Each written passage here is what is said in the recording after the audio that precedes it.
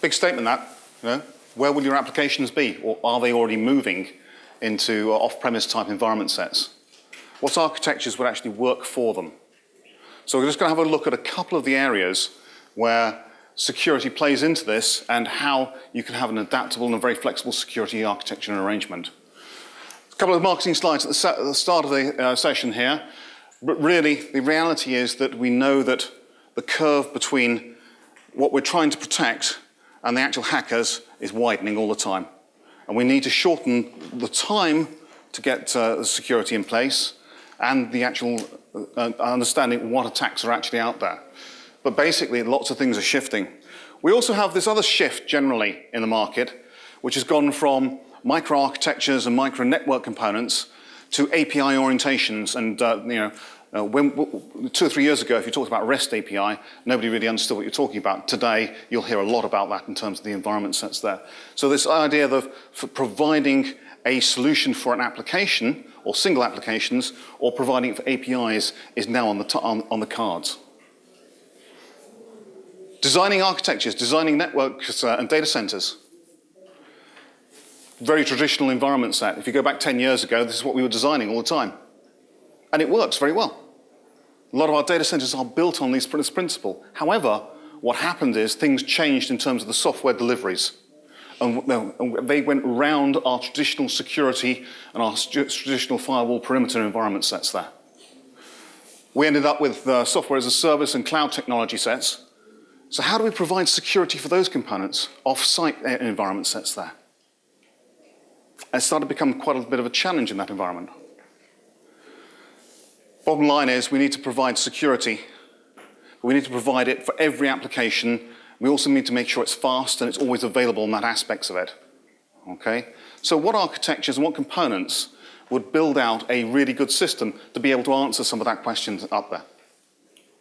Well, if we just look back at a couple of them, you know, the agility and the development was supposed to provide it. However, really failed to deliver on rapid deployments and components here. If you look at that stage further on, cloud and DevOps environments, they promised the idea that we would accelerate the time to market in terms of putting an application onto the network or internally. Failed to address a lot of the actual SLAs and security components here. How do I take my security component that I've built in-house and my policies, and how do I put it into a cloud? Another question also comes down is, once I've used it in the cloud for a period of time, can I take it back and then move it to a different cloud? We'll address that a bit later on in part of the presentation, some of the slides. But really, some of the areas here, the application environments, fail to deliver on those types of environments. SDN, been a lot of talk about it. Software-defined networking. That's the network. What about the link in between the network and to the applications? Layers 4 to 7. What components actually do we need in there, which commonly will be our security components for the application side of things? So, what I'd like to introduce to you is basically a software-defined application service elements, components. And you can use some of them, all of them, but basically they have some basic fundamentals which allow you to be able to work with it. First one is a high-performance service fabric. The service fabric, we'll go into a bit more detail, but on top of that, you need some orchestration tools and components. On top of those components, then you need to also have a different type of module or simplified business environment set to be able to take those other two forward. So let's just look at the high-performance environment here.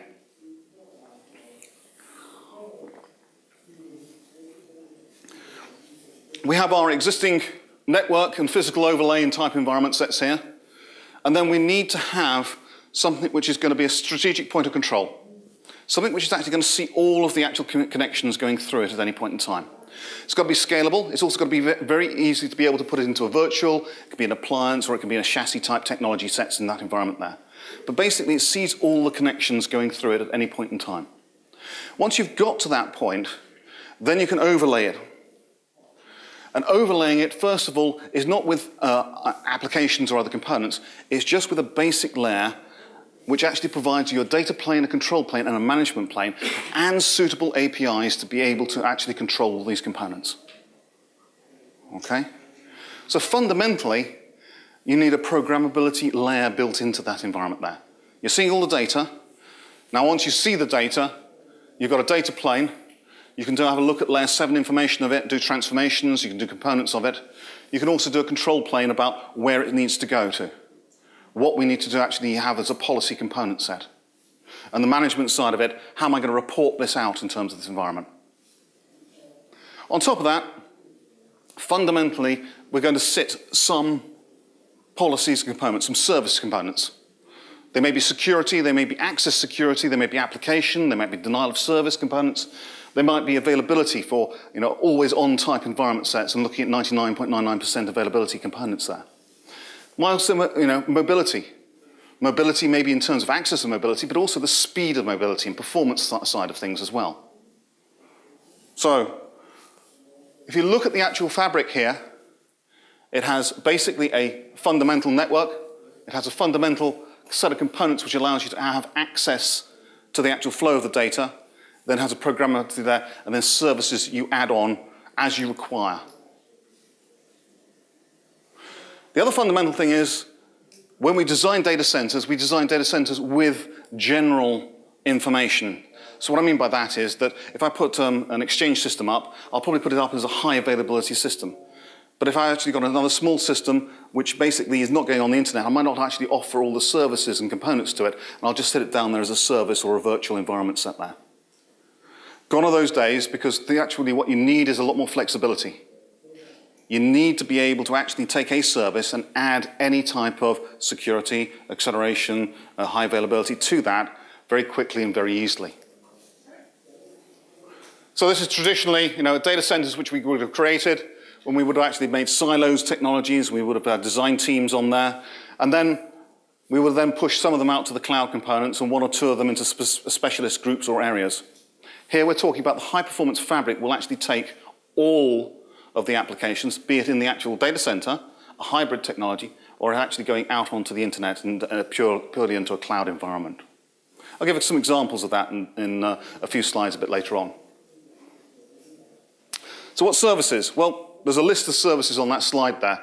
Basically, it covers just about everything that you actually would want in terms of the actual inbound to a data center component. Everything from denial of service technology sets to the protection of SSL to the actual DNS side of environments. It's all in there as a service set. Okay? And it's been built out over the last 10, 15 years in that environment set there. And we're still expanding it in terms of that environment there. So that's the fabric and what those services are. How do you orchestrate the components? How do you get them all to work together? Well, we need a central organizational component here. That's sitting in the center. And it needs connectors. And those connectors, really, if I start at the top, are sort of the open stack, the VMware, the Cisco, third party.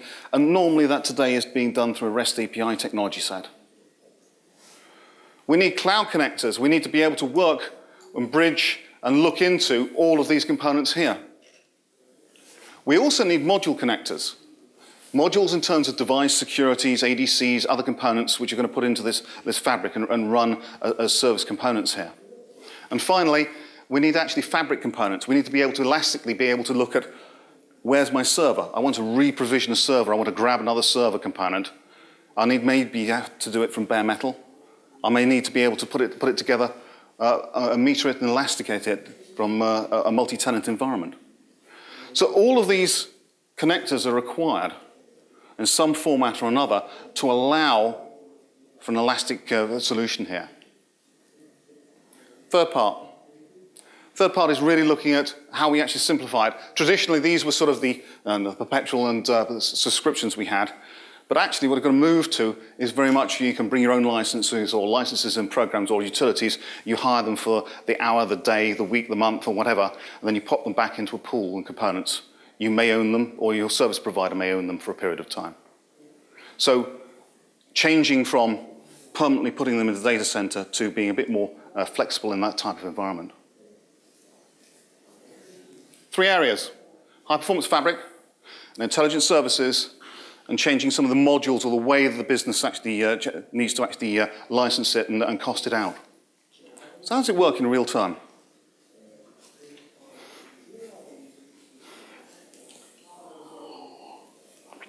So this is my data center. This is my very traditional one, which I've built up in some silo technology sets here. This is sort of the hybrid environment where I've got applications which I'd like to move into the cloud. Maybe it's in our DR site environment. I haven't moved it out off premises completely. I still want full control of it, that environment there. And then I've got a public cloud type environment on the right-hand side there. I also have an orchestrator, shown a big IQ up there in terms of some of the technology we use. And we have applications that are sitting up there. Those applications are the new ones. These are the ones coming down line. I need to either upgrade them, update them, or they can use new applications coming onto my system. Over on the right-hand side at the top there are my service groups, my services that I have available to me at that point in time.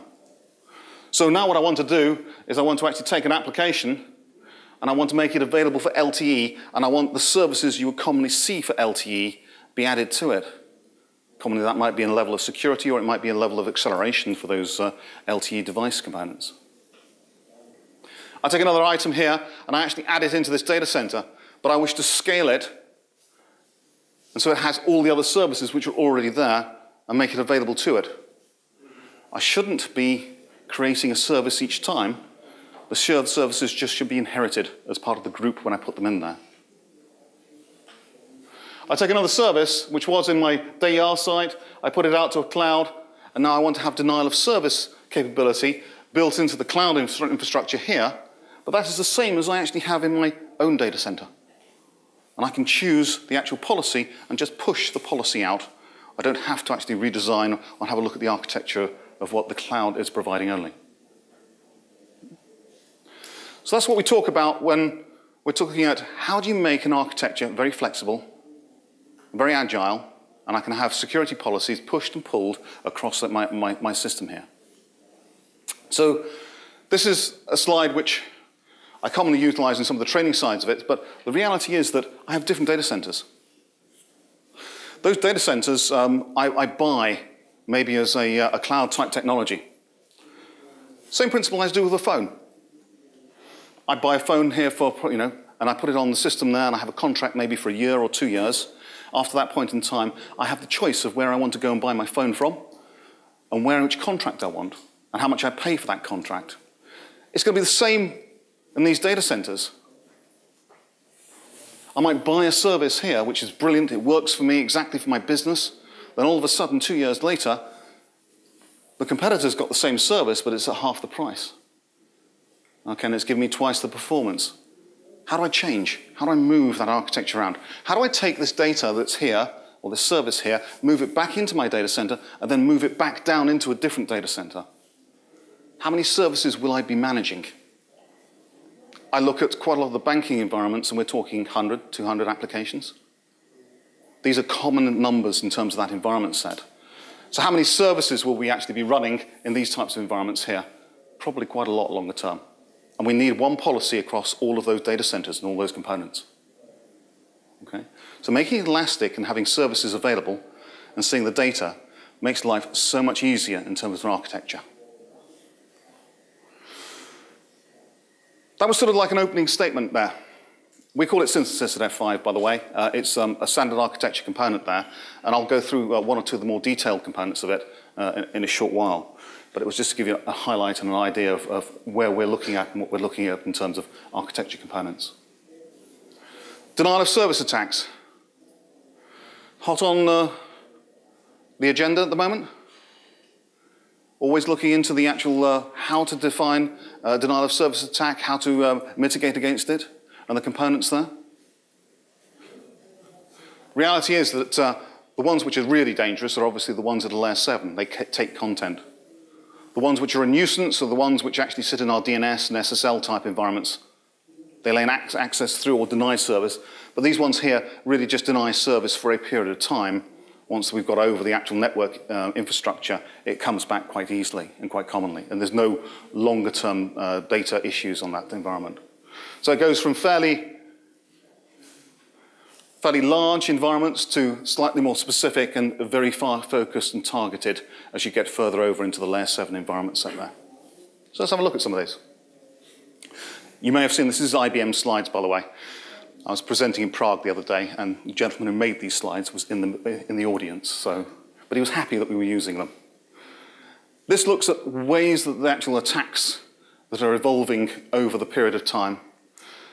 Interestingly, as we move a bit further forward, there is a newer one for 2013, 14, I don't quite have it yet.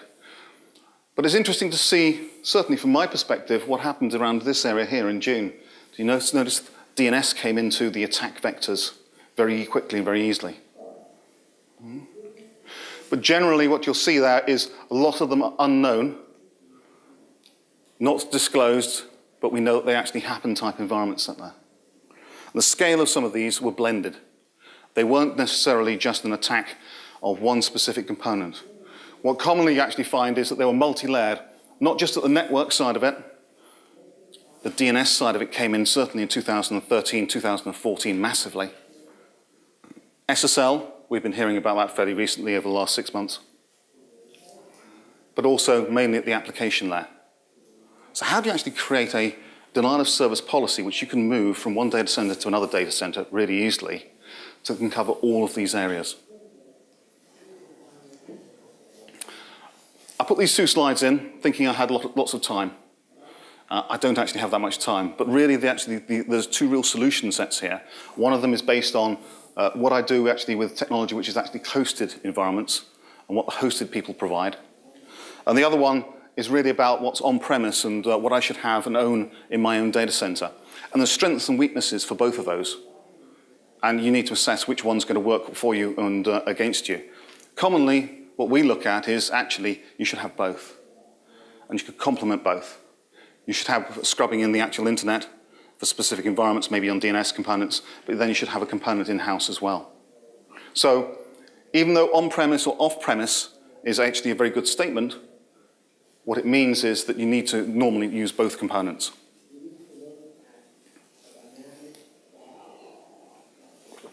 This is some work which was done by some of my colleagues back in the States, but it's a reference architecture. And the reference architecture is about denial of service. And it shows and builds out, really, the main components. And we utilize this on a regular basis for a starting of a design architecture and a migrational architecture. We start with the concept that we're going to have some type of scrubbing technology at the front end here. It may be F5, it may be actually other scrubbing technology sets there. But as you get into it, what you actually have is a section which actually sort of sits in here, and this section here is really about providing a set of services which is going to deal with the network type of components. So what we're talking about here is the ICMP, the SYN, the thin floods, those types of environments, the common high volume components, and also the DNS side of it, because DNS is going to be in that high volume. You've seen the size of some of the actual DNS attacks which are coming out recently. An IP address and a query, that's the only thing you've got to deal with when you actually get an attack that comes to you. How do you actually mitigate against some of those environment sets there? It's quite difficult, but there are ways of doing it. And that's built into that front-end component. The other thing about it here is that if you're mitigating about it, first off, you should also scan against it. In terms of IP intelligence, know what's actually out there, what IP addresses on the internet are good or bad. And so we do that at the front-end component. You look at the back-end environment here. Says hopefully. There we go. The second tier is really about what happens in terms of the SSL side of it and the actual application components and how much you want to drill into the actual application. It's not necessarily about how much the performance is on this environment here. Even though the performance is important for the SSL, performance for the application isn't necessarily. When you're looking at things like slow LORIS and slow post environments, it's actually a very slow attack that you need to actually address and actually mitigate against and realize that actually is happening to you. So this is all about SSL and web application firewall, and it really goes from layers 4 upwards to layer 7 type components.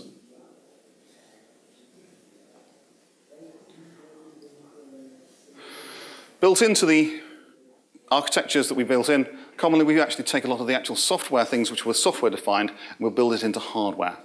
This is a pretty large, long list of about 80 plus vectors which are commonly we set in as standard, and then we actually then put it into the hardware, and it's just a policy set. That policy then can be exported and put across any of the actual environments there. So I can take it from a local data center to a hybrid data center to a cloud data center and apply those policy components there. It's commonly made up of a whole lot of DOS vectors, and those three main areas of that component: when to report an attack is actually relative, and when to mitigate and actually stop those environment sets there. We'll have these slides a bit later on anyway. You can have a quick look at them and go through them in a bit more detail. The other side of it is also, how do you look at it from DNS? How do you look at what's actually happening specifically on a DNS or a SIP environment? Can you report out what's happening and why it's happening? And then I can take some actual decisions based on rate managing the IP address, or if they're DNS tunneling components, how can I stop those types of environment sets happening?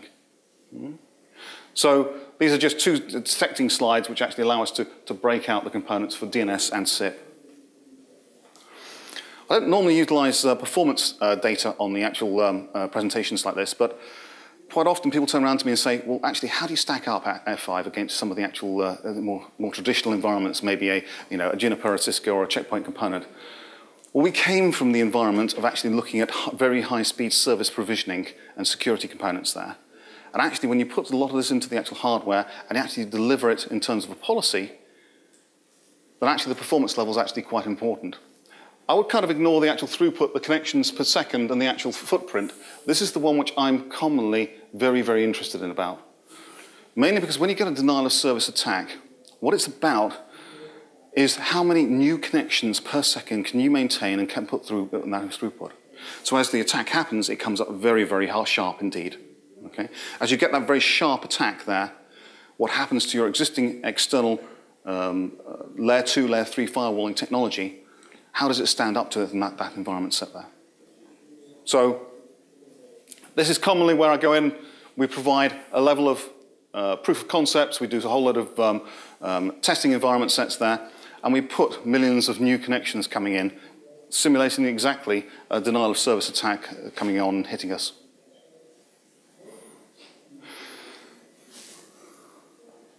Okay, didn't know I had this slide in here. One of the things also that's built into it is a full IP intelligence or IP reputational database component set here. And it's updated on a regular basis. But actually what we do is we provide different types of environment, predefined categories, and we just put it in as a policy. For us, that is just one policy component which we're going to apply as part of a denial of service attack or part of a denial of service grouping. So this is commonly what I would call a security service that we've actually put out onto the environment here, onto that fabric that I was talking about earlier. This is a service-based security. It has a web application firewall. It will understand the application layers, the protocols, and all the other components there. It'll have a full firewall policy built in for layer 4. It'll also have a dynamic policy in terms of IP reputational environments built into it. It'll have denial of service protection built into from layers 2 right the way up to layer 7 component sets there.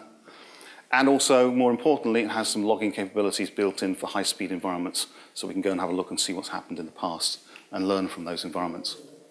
So I commonly set this up. I set this one policy up. Now I've set that policy up, I can go and put it onto my fabric. I pop it onto the fabric and just push it on there using a REST API. Now I turn around and say, which applications need to use it? Because I can see all the applications going past me on the fabric, and it's just a case of popping it on there and letting it flow. Okay? If I then move that application from my own data center and I move it into a hybrid environment or into a cloud environment, that policy, assuming it's got an F5 piece of technology sitting there at the same time, or virtualization sitting there, it can just be moved straight out.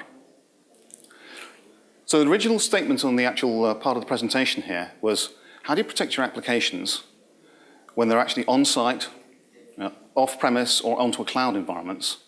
Well, actually what you can do is just use a service-based policy.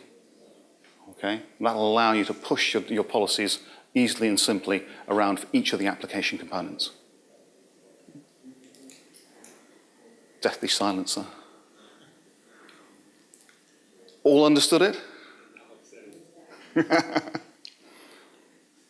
Seriously, I mean, I've gone through quite a few slides there, okay, and a lot of detail in there, and we were basically quite short of time in terms of the 25, 35 minutes allocated there. Is there any questions about anything that I put onto those slides? You 100% understood it fully. How are we doing for time? I've got 5 minutes. So either you have an extended coffee break, okay, or we take 1 or 2 questions in that environment there. Nigel, you mentioned APIs earlier. Yep. I guess if I've got other security infrastructure in the network, I can use your APIs to configure these policies as well. Sorry, said again, it was... So you were talking about APIs Yes, sure. earlier. If I've got other security infrastructure in my network that's picking up bad things, can I use your REST API to configure these policies? Absolutely. And that's one of the fundamental things about having this orchestration component there. We are effectively a proxy in that environment. And we will take actually from any other service and source, they can give us a REST API in there. So if you have any other application suites or ecosystems that need to actually work with it, REST API, you can command and control. You can create a policy of your own and then say, Mr. F5, just go off and take this policy. These are the components we want to be added to it. So yes, very much. Third-party ecosystems are very welcome.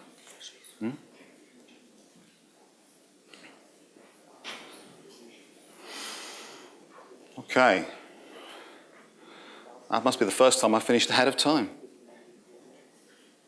All right, I'll pass you back. Thank you very much indeed. Cheers, gentlemen.